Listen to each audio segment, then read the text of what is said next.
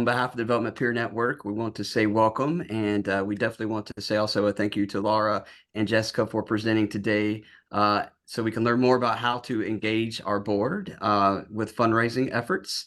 I am one of the co-chairs of the Development Peer Network, and also I want to turn over for my other colleague, Bryson, to introduce herself. Hey y'all, I'm Bryson Young, co-chair with Brett, and I serve as the Chief Advancement Officer for the Association for the Blind and Visually Impaired South Carolina. Jessica and I are happy to be here today. We enjoyed presenting at the summit and are looking forward to an encore presentation. Our intention last time was to really be engaging, so please put questions in the chat and we'll get to as many of them as possible. Because we do want to hear from you guys. Jessica? Yeah, great. So I'll introduce myself as well. I'm the Executive Vice President and Principal of the Winkler Group. We're a consulting firm working across South Carolina. I'm thrilled to be here with Lara, Chief Development Officer at 180 Place. So thank you all for joining us. Let's see. Jessica wears two hats. She's also on the board at 180 Place. So in addition to having worked with the Winkler Group professionally, I get to work with her personally and professionally on our board. So it's a real treat to get to see her in this capacity as well. Yeah, we're excited to share some ideas on how to get your board more engaged. Before we start with the board engagement piece, I think it's important to first look at today's fundraising landscape. I think we all have a tendency to get kind of absorbed in what we're doing and we forget to look bigger. So today we're going to talk a little bit about the fundraising landscape. We're going to look at some not so great news about philanthropy in general. We're going to look at how we can maybe stem the tide of some of the problems that philanthropy is having right now, really by building those stronger donor relationships. And then we're going to get into the board, how you can use your board to grow your own giving and also grow philanthropy across the United States and here in South Carolina. All right, so perhaps you've heard some of the warning signs. Giving last year was stagnant. We don't know yet what giving in 2023 was. Giving USA is the annual look at philanthropy. So it comes out in June. So we'll know what philanthropy technically looked like in the past year. I am not optimistic that overall philanthropy has grown in the past couple of years.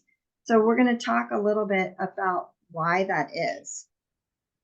First, let's look at philanthropy in trouble. You can see this chart, and this is just the percentage of U.S. households giving to charity. This is just since 2000. So at 2000, we were, close to 2/3 of people were giving. By 2018, it's gone down to 50%. We saw a little spike during COVID, but again, giving after COVID has been really weak. Look at in 2022, we had the lowest rate ever of giving to charity. Only 1.7% of our entire U.S. disposable income went to charity in 2022. This is the lowest ever on record. It's tied with 1995. If you dig a little deeper, the number of donors are down. The amount of giving is down. Retention is down. This is 2022 versus 2021. Again, we don't have 2023 numbers.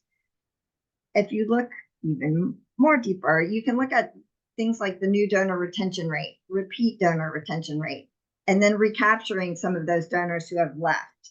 This shows that we as an industry, or we as the philanthropy field, the fundraising field, we're not doing a very good job at all at retaining donors. I think maybe we focus too much on the new and the shiny, and boards love to see acquisition of new donors. It's so much easier just to love on the donors that you have and make sure that they stick around. Once you can see from this recapture rate, once a donor leaves, they're not likely to come back. So what's the root of the problem? Laura and I, we disagree a little bit on this one, but in my mind, I think social media is a problem for generosity. You look at donors and they're trying to decide, okay, do I give to charity, or do I do this lavish home renovation, or do I go on this big trip that I can post on social media? In the past, conspicuous consumption was really limited to, talking about your trips at cocktail parties or what kind of car you drive. Now people have this pressure to keep up with the Joneses and show the amount of just how well they're doing. So donors are making a choice. Do we give to charity, or do we do this fun thing that we can brag about? And Laura, you want to step in? yes, definitely. And I see this as you can do both. It doesn't have to be either or. You can also showcase your philanthropy on social media. And I think organizations that are communicating effectively and consistently use social media as a way to help retain their current donors by spotlighting donors and initiatives, and can also recruit new donors that way. So yeah, again, we disagree. And if you have an opinion or feel like it's one of us or both of us, feel free to share that in the chat as well, because we're curious what you guys think. Yeah, always curious. We're also looking at a changing definition of generosity. When we go to the grocery store, we're asked to round up. I don't know about you, but if I don't round up, I feel really guilty. Or if I don't add on $1 or $5, I feel very guilty. But when we do that, we're told that we're being generous. When we buy socks from Bombas or shoes from Tom's, they give a pair of shoes or socks, a 1-to-1. I don't know about you, but I've never seen an organization that can run on socks. So, but we are part of their marketing campaign. We're made to feel generous. GoFundMe campaigns, those are, in terms of the percentage of total philanthropy, they're still pretty small, but people are giving to people that ask, and they're bypassing organizations. Also, the DIY fundraising and peer-to-peer fundraising, Laura talked a little bit about that. That is one of the benefits of social media. The other side of that is you can be asked by a good friend to give to an event they're supporting, or if they're participating in a race, and you might not actually have any affinity towards that organization. And so your contribution is taking away from your total ability to make a philanthropic gift. So there is a push-pull with that as well. Definitely. Here's some other factors behind the decline. I think that these probably are more to speak more to realistically what's impacting giving. This is going to sound a little bit wonky and get a little bit in the weeds, but in 2017, the Tax Cut and Jobs Act, also known as Trump-era tax cuts, it undermined it. So I think the intention was to cut taxes and to give people, to raise the standard deduction for most tax filers. But what it did is it eliminated that incentive. Most people now can't get a tax deduction or a tax write-off for their charitable contribution because they don't meet the new threshold that the Tax Cut and Jobs Act created. The TCJA really also created tax incentives to the ultra wealthy. And this we've seen has contributed to the rise in mega gifts. These big, giant, massive mega gifts started in 2008. That's kind of when we first started seeing them. Now they've really taken over. And over the past couple of years, the mega gifts have propped up overall giving. If you were to take out some of those mega gifts, you would really see philanthropy is definitely in trouble. What I will tell you, one of the factors that's not behind the decline in philanthropy is the economy. You may see inflation, but overall, giving is strongly tied to the stock market performance. and stock market performance now is doing very well. Consumer sentiment is pretty high. So if you're trying to blame this on the economy, if your board is trying to blame it on the economy, it's probably not the reason. So what's the real root of the problem? For me, we, again, as a fundraising field, we don't do a great job knowing our donors. And the bad news is we don't know our donors. The good news is that we can solve this problem. And so I'm going to turn it over to Laura now. She's going to start by talking a little bit about how we can use board members to grow philanthropy. Use them as your secret weapon. Board members are definitely your secret weapon, or I should say they should be your not so secret weapon. Maybe Jessica, do we have the 2 truths and a lie? Might be good to start with. Oh, you want to start now? Okay, hold on. Sorry. Sorry, I put it all the way at the end. That's okay. You guys are getting a little preview. Okay, here we go. All right.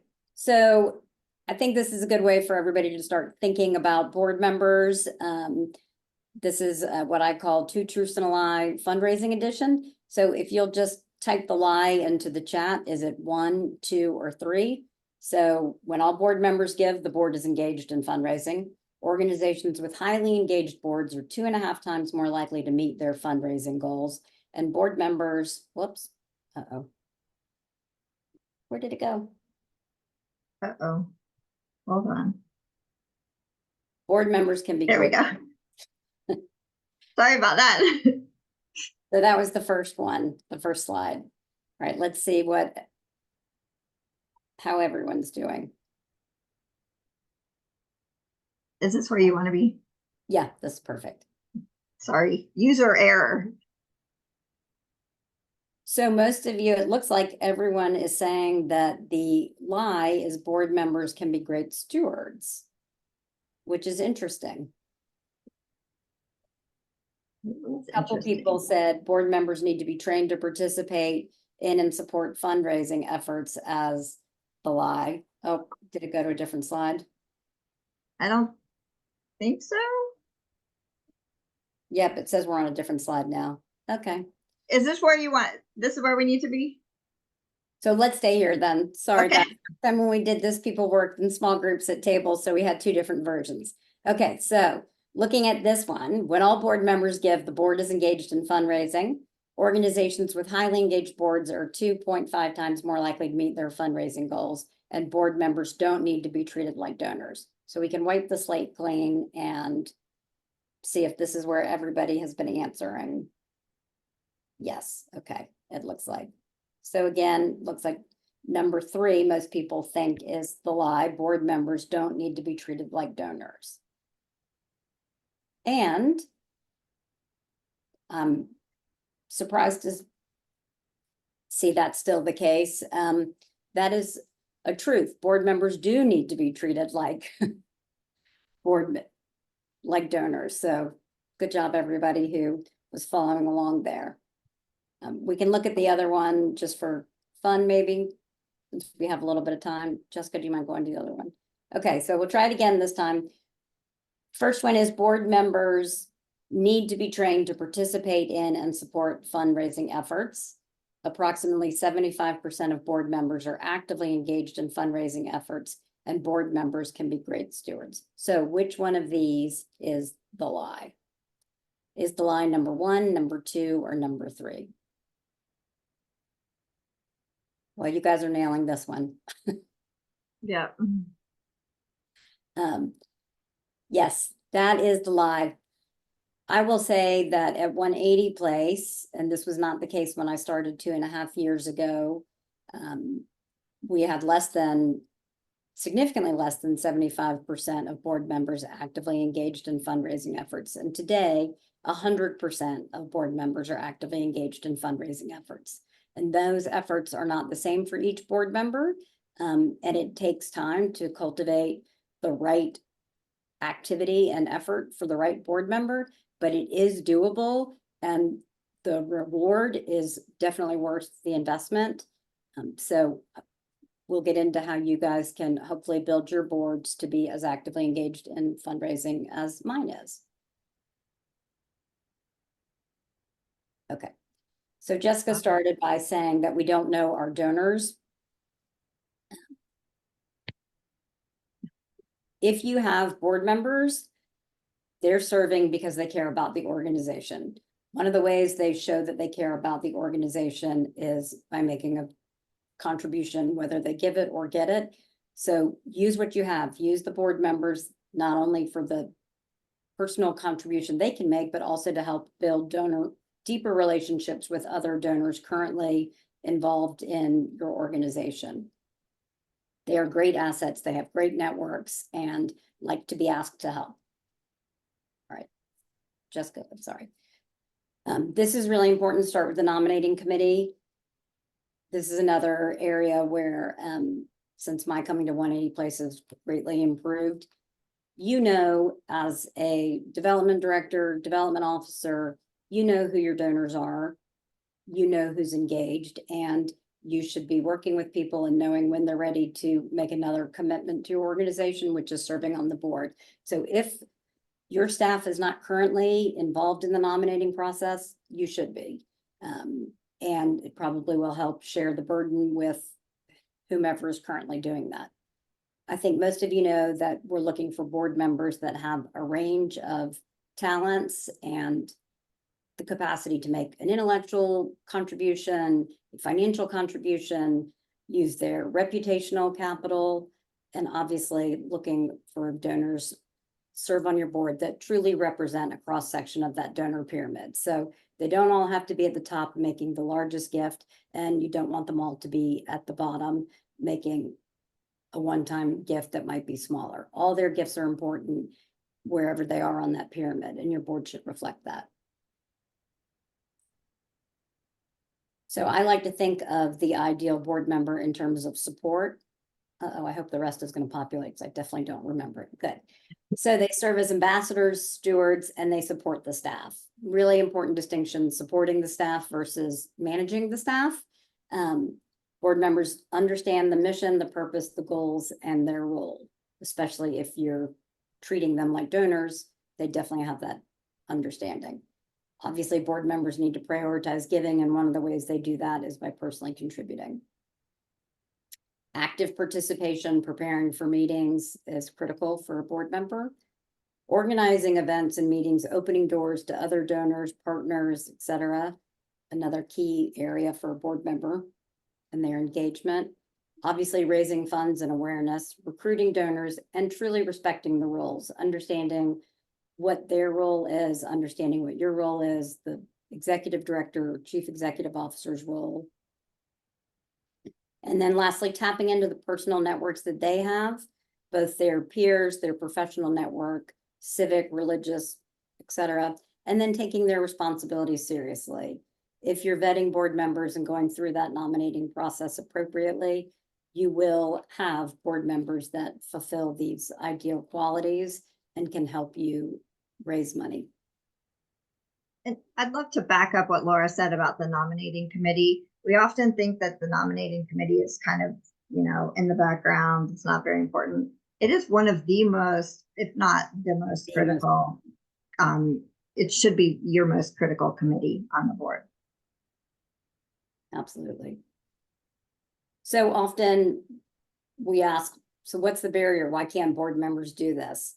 And one of them is a lack of understanding. There's a real fear of being involved in fundraising. People say, well, I don't want to ask people for money. And so when you explain and go through what fundraising strategies and processes are and break it down in the simplest terms for some people makes the biggest difference. I always tell board members, you're not asking people for money, you're giving them the opportunity to make a difference. And when they see how passionate you are and how supportive you are, that is really, truly the way to open the door for them to have an opportunity to make a difference. Board members, like everybody else, oh, I'm too busy, I have all these personal commitments. You can easily weave in these responsibilities in their daily activities, in their weekly, monthly schedule, etc. Like we talked about, the discomfort in asking very seldom, as often as board members might open the door to a prospective donor or be working with me on an existing donor, they're never making the ask. That's not something they do. So that could be a difference here, but in general, if they're doing their jobs right, they're supporting and teeing up, and then you and your team are making the ask. So you can eliminate that fear from them. Similar to what we talked about previously, insufficient training, techniques, and best practices. And I will say Together SC has done a really good job. Madeline, I don't remember the name of the group that you guys have to get new board members, but actually 180 Place is getting our first board member from that network. So we do have this great statewide organization that can help not only introduce us to board members, but is also working to help train board members and work together. Thanks, Ben. So look at the materials that Together SC has about board responsibilities, roles, and help shape yours accordingly, because they are really solid. Also, board members become complacent. They see the money coming in, they're like, well, you don't really need me because you're raising money without me. So keep them engaged so they don't become complacent. Laura, Madeline has asked what we think about having a written board responsibility statement that's adopted by the board and shared with candidates before they say yes. What do you think? I think that's a great idea. And in fact, we are putting our new board into place in June. They'll become effective in August. And all 4 incoming board members that I have worked with and spoken to, we have provided them that in writing. Yeah. So they see ahead of time and they're clear. We always encourage our clients to have job descriptions for board members, just like anything else. Okay. Okay. Okay, so it seems obvious because we all know what we're doing, but you have to really be clear and set those expectations for the board. What's their role in fundraising? How are they doing it? How often do you expect them to do it? What does it look like? So clearly define those expectations. And again, putting that in writing, dedicating time in board meetings to doing so is important. Jessica always likes to say that anytime she can walk out of a board meeting with 3 talking points about something that's happened at 180 Place, she feels more apt and ready to engage anyone in conversation. So setting the expectation that when you come to a board meeting, you're actually listening and trying to make sure you're walking away with something that you can then share with others. Creating meaningful roles, again, tapping into their networks. Is somebody more likely to help with donor cultivation? Are they better at making phone calls, thank you calls, sending thank you notes, or planning events, whether that's small events in their home or, with their company, or working on a larger scale event for your organization, if that's something that you guys do. Again, I cannot emphasize enough the importance of providing ample training and resources. The more well-prepared someone is, the more confident they are, and the more likely they are to do it and do it well.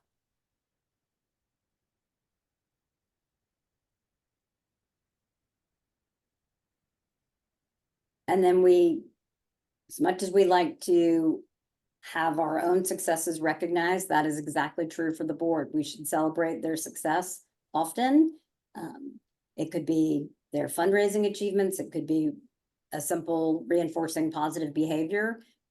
Last time we had a thankathon, I made sure at the next board meeting that I named and thanked every board member who was involved and participated in that thankathon, and all of them were smiling, and those that didn't, several came up to me after and said, well, how can I do that next time? When's the next one going to be? So it's a benefit to everyone when you celebrate success.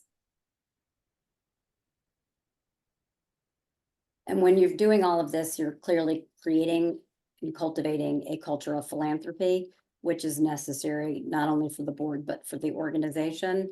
And creating that philanthropic mindset will then extend into the other parts of your organization. Staff see it, everyone begins to be more rallied around the cause and rooted in how we can adopt this mindset and really advance the organization and the mission forward.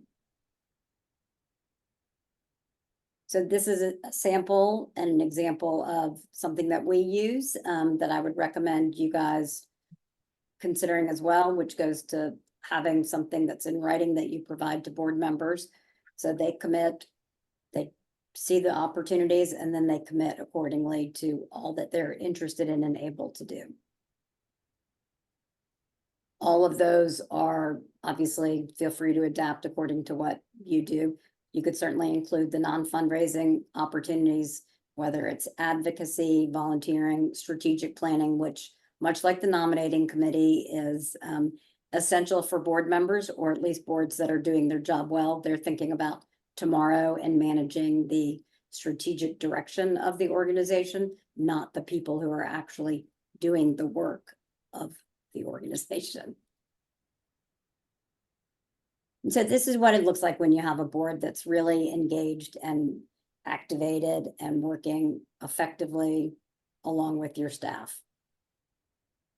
You guys will see this in any materials that are provided after, as well as if you want to see, if you'd like us to send it to you, we're happy to. But I think this is a really good guideline of, maybe you don't take all these on at one time, but look at what do our staff have the capacity to do, and pick that area of engagement and go forward. And then maybe next year add another. So we talked about at the beginning, through the 2 truths and a lie, taking care of your board members, treating them like donors. Board members are people too. And if you're lucky, you have great board members and people like Jessica Browning. So I'll let her talk a little bit about what it feels like as a board member and what you should and shouldn't do to keep your board members happy and engaged. I think it's important. I'm going to put on my board member hat now. It's important to never make your board members do something that they're really uncomfortable with or that embarrasses them. It leads to feelings of inadequacy, of just disappointment, and it creates this negative relationship between a board member and the organization. So just every board member has different talents, and so don't try to get everyone to make asks or everyone to open doors. There are lots of other ways that board members can get involved. And so we'll talk a little bit about those. As Laura said, I do like to walk away with 2 or 3 talking points at the end of every board meeting, because when I'm with friends or I'm at a cocktail party, I want to weave those talking points into conversation. I love to brag about 180 Place as much as I can. So those little nuggets are important. Just because your board members come to a meeting once a month, don't assume that they know what's going on. Board members Like are if you send an email, don't assume it. Exactly. Yeah, don't even assume that they are reading the emails. Just use your board members, develop those relationships just like you would with donors. Keep them updated. Stacy, the executive director and CEO at 180 Place, there was something that came out in the newspaper that was it was a little bit controversial, and she gave us all heads up about that. And that was so important, because then we are not caught off guard if someone in the community asks us a question about that. Look at your board members as your ideal major gift donors. And another thing, we just assume board members are going to give, or we say at the beginning of the fiscal year, remember, make your gifts. We need 100% participation. That's not treating board members like you would a major donor. Sit down, talk with your board members, get to know them, get to know why they are passionate about your organization. When you do that and you can connect their passion with what you're doing, you're going to see even greater giving. I think that's such a good point. Most board members, there is whatever their draw was, if it's a specific program or area of operation, give them an opportunity for a behind the scenes look. For us, if it's going out, you know, participating in the point in time count, so that you're actually with case managers participating in something that is required by housing and urban development, or working in the kitchen, but give board members an opportunity to really plug in and see how other staff who are not interacting with the board, how they engage with the organization, and that just deepens their connection and provides a greater insight. It really does. And Madeline just asked the question, what about the board chair's role in board giving? Do you recommend having the board chair make the ask, or the ED, or we always recommend the board chair. It's that peer to peer. Or what are you thinking? Well, you were saying we as in the Winkler group? Oh, yes, sorry. I took off my board member hat. Yeah, no, it's fine. So I've seen it here and in other organizations differently. I mean, I think it's a great question, Madeline. I think it depends on the board chair. In the past at 180 Place, I've seen personal letters from the board chair to board members at various points in their service. The incoming board chair for 180 Place, I think, will be more involved in asks of other board members than our current board chair, but that's just because of who they are and, you know, where they are in life. So again, if you know your board members well and you're treating them like major donors and stewarding them, you'll know if the board chair is the best person for that position. I do think it is incumbent upon them to help steward the process, even if it's through dashboards and highlighting giving and engagement, or talking about it, you know, in meetings and in follow-up communications. Exactly. It doesn't necessarily have to be the board chair. It can be another board member. I think that the ask is going to be received. It's a stronger ask if it comes from a board peer than staff. Would you agree, Laura? Yes, definitely. All right. So here's some things that we've done at 180 Place to engage the board, giving you the ideas, to give you some ideas. Every December we do turkey and a 20, which is an event. And so all of our board members come, and it's a celebration of Thanksgiving and just generosity. And that to me is very meaningful, because you see other members of the community supporting this organization that you love. I've had the opportunity to represent 180 Place at community events, whether it's, you can do this at Rotary, at church events, any sorts of things. Board members, at least certain board members, love to do that. Again, they're passionate about your organization, and they're looking for opportunities to share that passion with a larger group.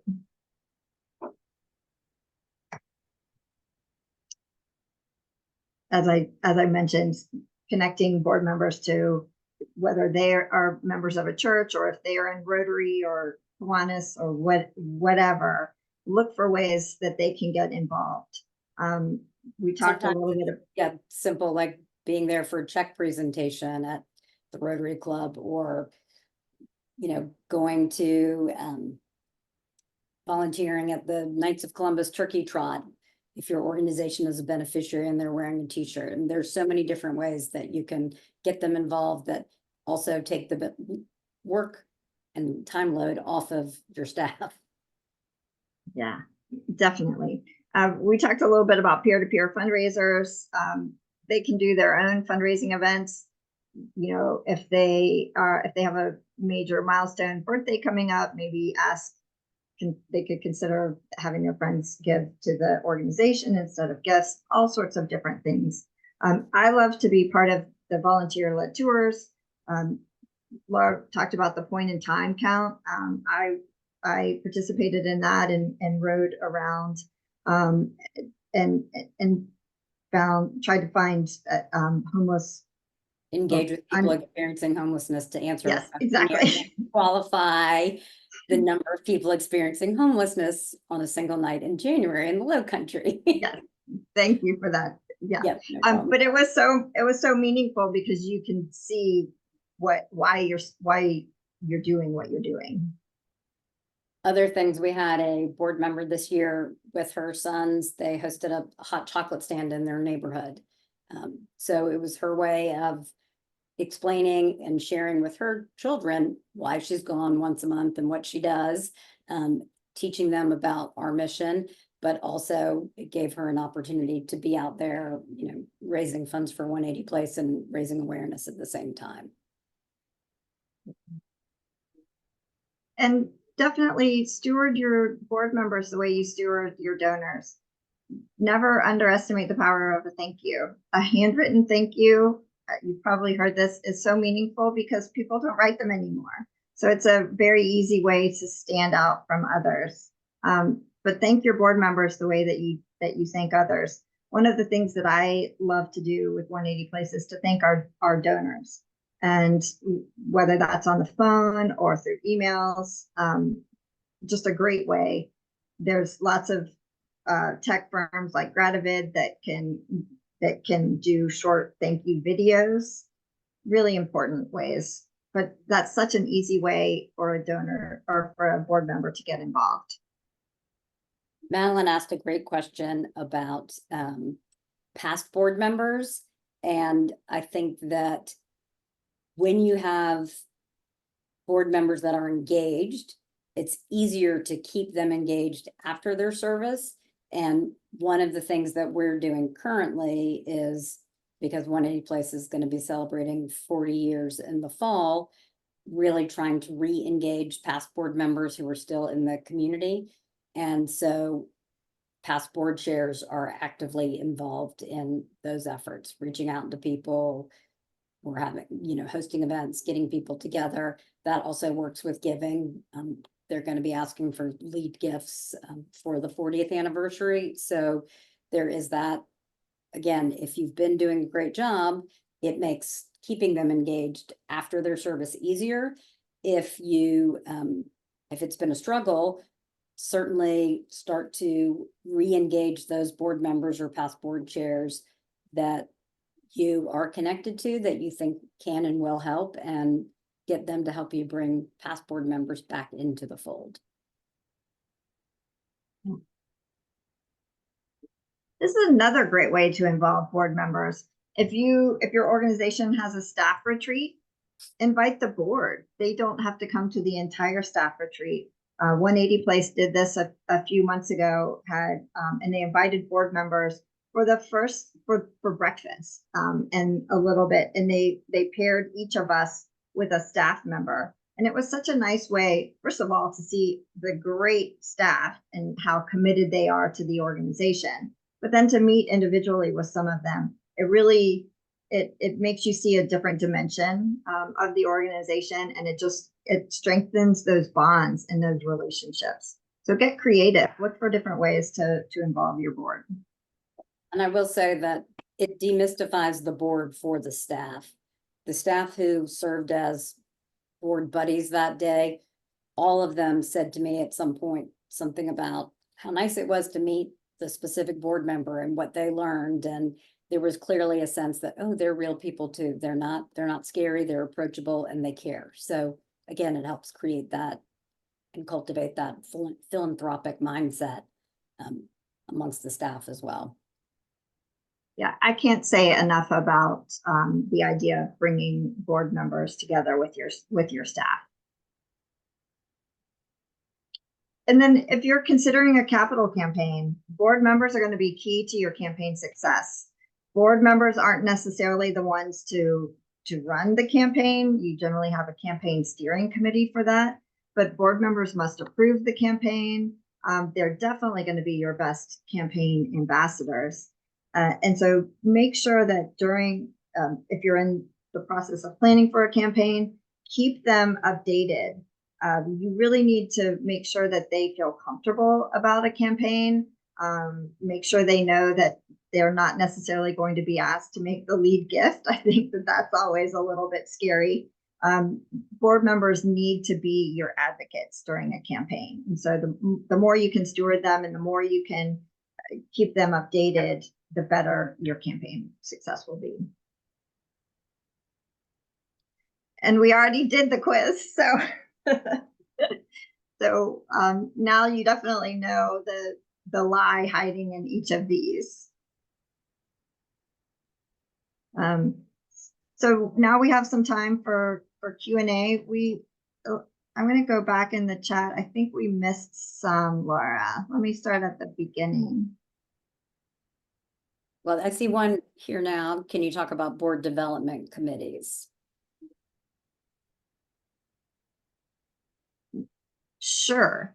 Board development committees are important.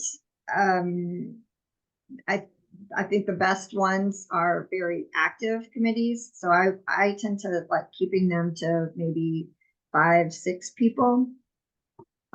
Anything you want to add, Laura? No, I agree with that. I think if they're smaller, they tend to be more effective. And Yeah, then you can't hide. right. And most boards are really focused on diversifying in order to achieve their goals. So making sure that the board development committee is diverse because people know who they know. So I think that's an important element to maintain as well. Madeline asked about this, the sense of the impact of the 2017 Tax Cut and Jobs Act that we talked about. She said Senator Scott was such an advocate for the bill, but said he would be willing to reconsider if data showed a resulting decline. There's definitely data showing a decline. There's also talk about a universal charitable deduction, which would sort of bypass or would get around the how the Tax Cut and Jobs Act has eroded giving. So if we can push that universal charitable deduction through, I think everybody loves tax cuts, but really, I think some of the unintended impact on philanthropy was just not known. Let's see. Another question regarding development committees. Do you recommend different duties and goals for the committee versus the whole board in regard to fundraising? That's a great question, Chelsea. It is a good question. Yeah, I think the development committee needs to drive giving. We could bring in board members, but definitely that should be part of their responsibility. I think also the development committees are, in addition to being a good springboard for the board rather, they are a great way to help diversify not only the board, but also who your donors are, because they have really different, at least the ones that I have worked with, their connections and engagement in the community is so different than the board. So it really helps to broaden the whole scope for the organization. And Ben has made a comment, Together SC encourages board nominations committees to be governance committees responsible for overall board effectiveness, including engagement and fundraising. That is great to hear. You want your board to be involved in general oversight. I think the development committee is probably development and nominating committee. Those are ones that can really get involved actively. And they're great ambassadors for the organization in a different way. For 180 Place, they tend to be more engaged in the, third-party fundraisers and those kinds of, they're ambassadors for third-party fundraisers. They host peer-to-peer fundraisers. They're great at recurring giving, smaller monthly donors, recruiting gifts in kind. So look at what your organization needs and see where it makes sense to diversify their responsibilities. Yeah, and Ben, it sounds like you have a good template for a board dashboard that tracks and celebrates board's work. That might be helpful to share. That sounds like a good thing. That sounds I'm going to put it in the chat box in just a minute. All right. Okay. So I think we're caught up on all the questions right now. Any more? I guess the difference in doing it this way is that our activity we did at the end, we couldn't do for the webinar, so we have some time. Yeah. Oh, how do you engage board members that are not local? That is a great question. That's a really good question. We're just dipping our toes into that because we have a presence in Columbia as well as the Lowcountry. So we have been building board members who live and work in that area. And one of the ways that we have them engaged is they meet with the Columbia staff for the board meeting. So whether they're at our Columbia office or go to one of their offices, that's one way. It's a lot of, we did bring people to the Together SC Advocacy Day in Columbia, but it's special trips and, making sure that we're keeping them engaged through meetings that could be more one-on-one by Zoom or whatever works best for the people involved. And Exactly. we haven't mastered that yet. We're working on it. Laura, I have an idea that might be useful to other people of something we did at Together SC. Yeah, please share. For our 25th year, we did a small campaign with our corporate partners and philanthropic partners seeking some multi-year grants to help us build our capacity. And we, because we don't have an individual giving program beyond our board members, because we don't want to compete with our members. But we had a investment committee, and we engaged members of that investment committee to be on the calls with the staff of the foundations when we were making pitches for those investments. And they were able to, in our case, not only say this is the board's role and what they're doing, but also as members, they were able to say, here's why we hope you'll invest in Together SC. So, that now that we're doing a lot of that kind of pitching on Zoom, you could perhaps engage them in cultivation calls that way. That's great. That was a great idea.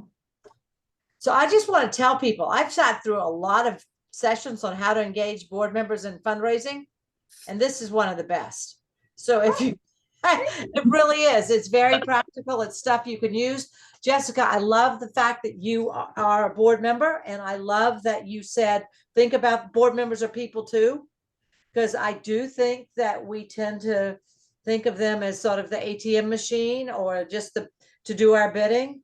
And the reality is, when it comes to the continuity and long-term success of a nonprofit, the board and their dedication often has a heck of a lot more to do with it than we as staff.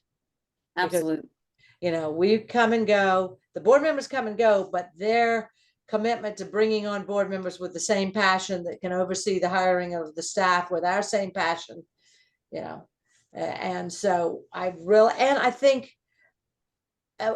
you said this, Jessica, that, the engaging board members in the task of fundraising is engaging them in the mission of the work.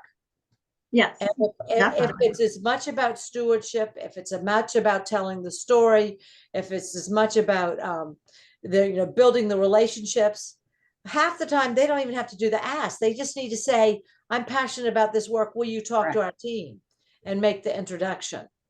So even this today is an example of engaging a board member.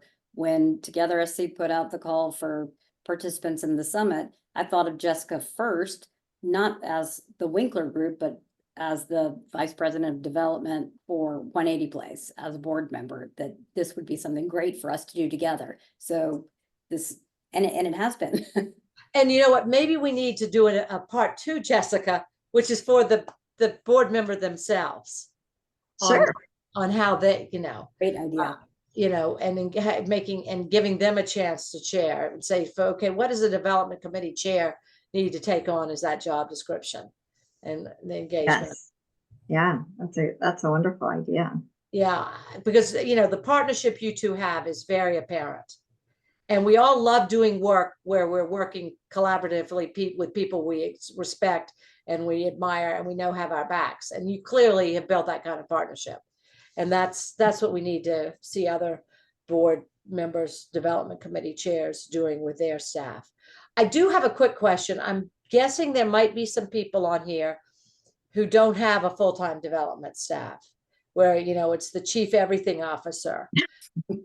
What do you recommend for executive directors who are doing everything and need to put development on their plate and engage the board? What's the most effective bang for your buck strategy?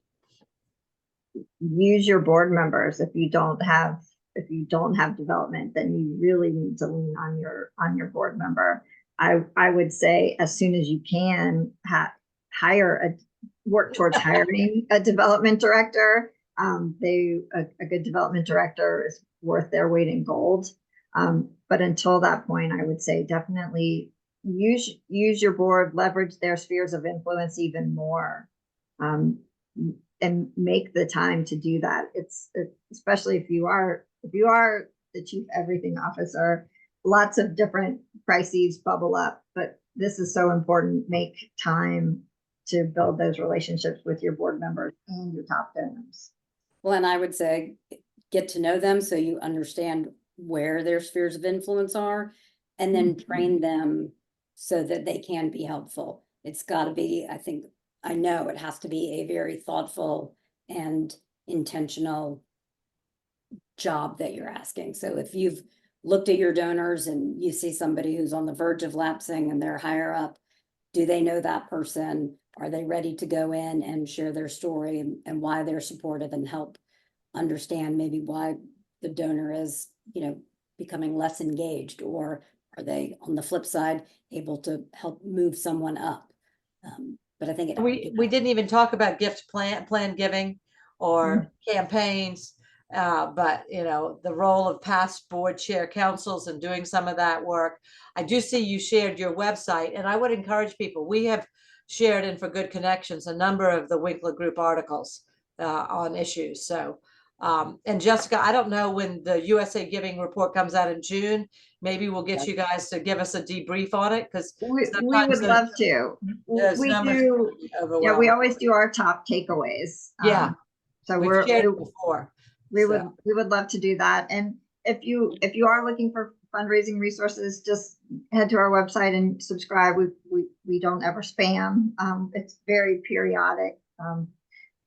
But also there's some, if you are looking at a campaign, or if you are looking for more information specifically about boards, we have some resources. I don't know exactly if they are on the website. So if you go to our website, you can find me on the teams on our team page. Just send me an email and I'm happy to send you some of those resources. Another resource that Jessica and I both are big fans of is the Fundraising Effectiveness Project. Yes, thank you. Utilizing, going. I know that one, Lara. Oh, it's amazing. And I think for the Chief Everything Officer, spend some time putting your information into the Fundraising Effectiveness Project so you are pointing your efforts in the right direction. And that will also help with where can your board members plug in, which donors, what subset of donors, where are your areas of growth, where are your areas of concern. So did you talk about this earlier and I nodded off? No, but this slide here, these infographics and this data came from the Fundraising Effectiveness Project. They look at giving quarterly, but as Laura mentioned, it is a wonderful tool. You can put in your own data and it spits out the health of your fundraising program. Bryson, do we need a webinar on how to use this tool? Have y'all heard of it before? You used it? I'm familiar with it.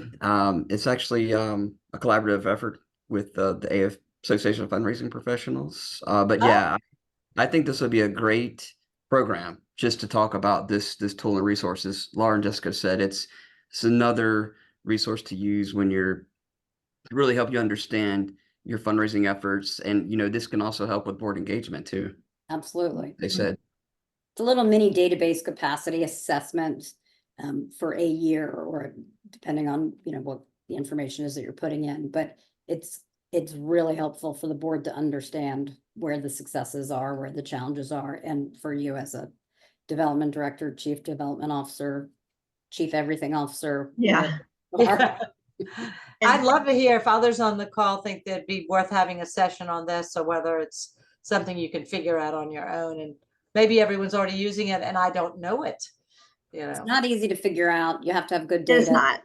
So I would highly recommend you guys doing a session on it. Yeah, I agree. I think the other thing about fundraising effectiveness project is that it focuses on donor retention. We talked about the donor acquisition. As much as you can, help your boards understand that retention is the name of the game, not acquisition. And that's another reason I love the FEP, because it really focuses on those retention rates. You know, my first job, and I think my first job, I don't know what, but I was a fundraising person for a while, you know, a community foundation. And that Maslow's hierarchy of needs, and Yes. translating that into a sort of progression for donors from, you know, Yes. getting your newsletter to giving you their a legacy gift, that makes such sense about retention and stewardship engagement. Yeah. So, well, Brett, Bryson, I know you joined me in thanking Jessica and Lara for this presentation and giving it a repeat performance. And I think there's a lot here. I hope everyone else will join me in thanking them. You know, not Together SC is only as good as your engagement. It's run by nonprofit leaders and our partners for nonprofit leaders. So we're thrilled to have this partnership between Jessica and Lara that models not only board and staff engagement, but consultant and nonprofit engagement. And so thank you both. And to all, have a great day. Go out, raise good money, get good work done. Bye. Thank you. Thanks for having us.